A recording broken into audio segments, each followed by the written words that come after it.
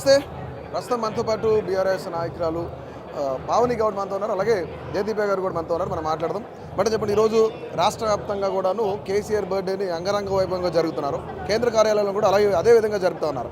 కానీ రాష్ట్ర వ్యాప్తంగా ఎక్కడ కేసీఆర్ ఫ్లెక్సీ కనిపించినా తీయించే ప్రయత్నం కూడా జరుగుతుంది. ఎట్లా చూడొచ్చు దీన్ని? ఒక నీచుడు నికృష్టుడు, పనికి మాలినోడు, చవట, దద్దమ్మ, సన్నాసి, ఒక కుట్రదారి, ఒక కుటిలత్వం ఉన్న మనిషి చేసే కార్యక్రమంగా చూడొచ్చు. అసలు తెలంగాణ రాష్ట్రం తెచ్చింది కేసీఆర్ గారు. ఆయన ఆనవాళ్ళు చేయకుండా చేస్తా అనేసి ఆయన ఫ్లెక్సీలు చింపుతాడు. ఒక నీచుడు చేసే పనిగా చూడొచ్చు.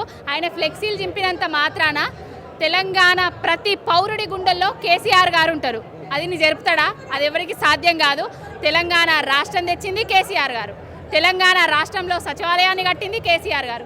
తెలంగాణలో కమాండ్ కంట్రోల్ రూమ్ను కట్టింది కేసీఆర్ గారు. తెలంగాణలో కాళేశ్వరం ప్రాజెక్టు కట్టింది కేసీఆర్ గారు. అవన్నిటి కూడా అంటే వాటి నుంచి పరిపాలన చేస్తావు, వాటి దాంట్లో కూసుంటావు, వాటి నుంచి నీళ్ళు ఇస్తావు. అవన్నీ ఉన్నన్నాళ్ళు కేసీఆర్ గారి ఆనవాళ్లను చెరపడం తురపడం నీ అయ్యతరం కూడా కాదు. కానీ కట్టిన ప్రతి దాంట్లో ఒక స్కామ్ ఉంది, కట్టిన ప్రతి దాంట్లో ఒక లొసుగుంది.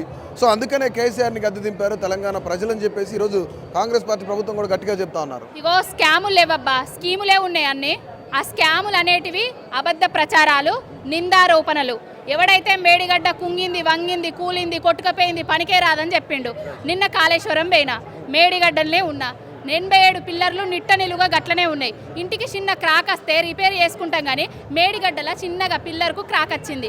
రిపేర్ చేయాల్సింది పోయి రైతుల పంట పొలాలను ఎండబెడతాడు. అంటే నీళ్ళు ఇస్తే కేసీఆర్ గారికి పేరు వస్తుంది అనే ఉద్దేశంతో ఒక కుటిల రాజకీయాలతోటే రేవంత్ రెడ్డి చేస్తున్న పనులు ఇవన్నీ చెప్పొచ్చు. సో అంటే ప్రతి ప్రాజెక్టు కట్టారు, తెలంగాణని సస్యశ్యామలంగా చేసింది కేసీఆర్ అని బీఆర్ఎస్ చెప్తా ఉంది. కానీ ఈరోజు ప్రతి దాంట్లో ఇబ్బందికరమైన వాతావరణం ఉంది, ఇబ్బందులు పడుతూ ఉన్నారు, జనం ఇబ్బందులు పడుతూ ఉన్నారు. ఇబ్బందికరమైన వాతావరణాన్ని సృష్టిస్తుంది కాంగ్రెస్ పార్టీ, ఇబ్బందులు పెడుతుంది కాంగ్రెస్ పార్టీ. కేసీఆర్ గారు ఏమన్నా ఎరువులు సకాలంలో ఇయ్యకని చెప్పిండా బిడ్డ రేవంత్ రెడ్డి? నీకేమన్నా చెప్పుల లైన్లు ఇదివరకు 10 ఏళ్ళ ఇదివరకు తెలంగాణ రాష్ట్రం రాకముందు కాంగ్రెస్ పాలనలో ఎరువుల కోసం చెప్పుల లైన్లు ఉండే. ఇప్పుడు మళ్ళీ నువ్వు అధికారంలోకి వచ్చినాక చెప్పుల లైన్లు ఎరువులలోకి వచ్చినాయి. నీళ్ళు వస్తలేవు, కరెంట్ వస్తలేవు.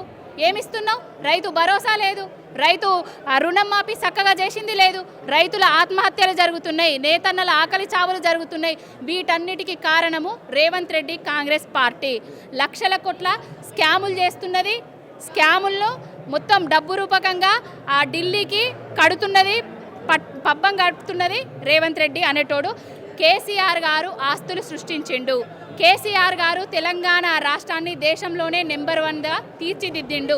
కేసీఆర్ గారు తెలంగాణ రాష్ట్రం అన్నపూర్ణగా తీర్చిదిద్దిండు. ఇది జగమెరిగిన సత్యం.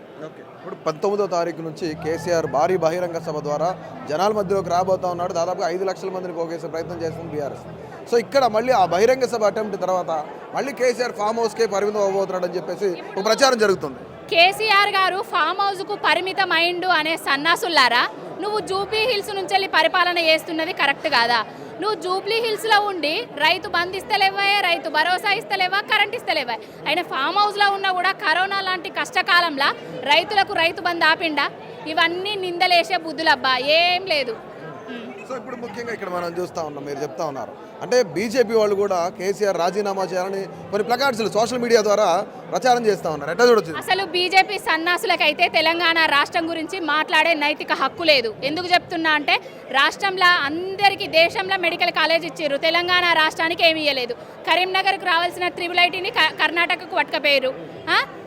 కాజిపేటకు రావాల్సిన కోచ్ ఫ్యాక్టరీని ఇయ్యనే లేదు. పసుపు బోర్డు అని ఇచ్చారు, ఆ బోర్డుకు రూపాయి కూడా ఇవ్వలేదు. బడ్జెట్లో 0 పెట్టారు. అసలు తెలంగాణ రాష్ట్రం గురించి మాట్లాడే నైతిక హక్కు, విలువ కూడా బీజేపీ పార్టీకి లేదు.